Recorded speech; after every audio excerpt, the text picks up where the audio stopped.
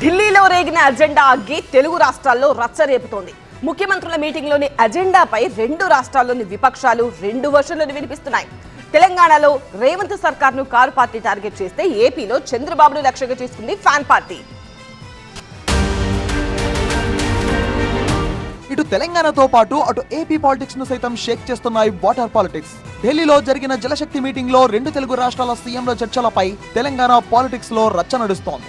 Meeting agenda చుట్టూ Congress BRS మధ్య డైలాగులు డైనమైట్లలో పేలుతున్నాయి. ఈ సమావేశంలో బనకచర్ల కడతామనే ప్రతిపాదన ఏపీ నుంచి రాలేదని స్పష్టం చేశారు సీఎం రేవంత్ రెడ్డి. వాళ్ళు బనకచర్ల గోదావరి బనకచర్ల వాళ్ళు కడతామని అడిగితే కదా మేము ఆపమని చెప్పడానికి. ఎజెండాలో వాళ్ళు కడతామన్న ప్రతిపాదననే చర్చకు రానప్పుడు ఆపమనే చర్చనే రాదు. అయితే జలశక్తి మీటింగ్ అజెండాలోని మొదటి అంశమే బనకచర్ల అంటూ కాంగ్రెస్ ప్రభుత్వాన్ని టార్గెట్ చేస్తోంది బీఆర్ఎస్. బనకచర్ల అజెండాగా ఉంటే సమావేశానికి హాజరు కామని ముందే చెప్పిన రాష్ట్ర ప్రభుత్వం తర్వాత ఎందుకు హాజరైందో సమాధానం చెప్పాలంటున్నారు. ఉత్సాహంగా ఉల్లాసంగా చదువు సాగాలి, గొప్ప గొప్ప ఉద్యోగాలు సాధించాలి. Vignan deemed to be university. ఎజెండాలో మొట్టమొదటి అంశమే గోదావరి బనకచర్ల ప్రాజెక్ట్. ఇది అఫీషియల్ ఎజెండా, ఇంత స్పష్టంగా ఉన్నది. సో రేవంత్ రెడ్డిని ప్రెస్ మీట్లు ఏమంటాడు, కడతామని ఎజెండాలోనే లేనప్పుడు ఆపమనే ముచ్చటే రాదన్నాడు. మరి ఇది ఎజెండా కాదా ఇది? ఇక ఇదే బనకచర్ల అంశంపై అటు ఏపీలో ప్రభుత్వాన్ని ఇరుకున పెట్టాలని భావిస్తోంది అక్కడి ప్రతిపక్షం. ఈ సమావేశంలో బనకచర్ల ప్రస్తావన వచ్చిందని, ఇరు రాష్ట్రాల మధ్య నీటి వివాదాల పరిష్కారం కోసం కమిటీ వేసేందుకు నిర్ణయం జరిగిందన్నారు ఏపీ మంత్రి నిమ్మల రామానాయుడు.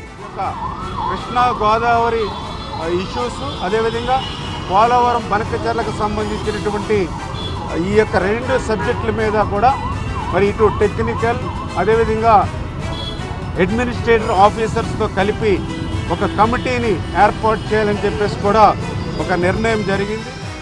అయితే ఏపీ సాగునీటి మంత్రి వ్యాఖ్యలను తప్పుపడుతోంది వైసీపీ. ఢిల్లీ సమావేశంలో బనకచర్లపై చర్చ జరగలేదని, చంద్రబాబు ఇంకా ఎవరిని మోసం చేయాలనుకుంటున్నారని ప్రశ్నించారు మాజీ మంత్రి అంబటి రాంబాబు.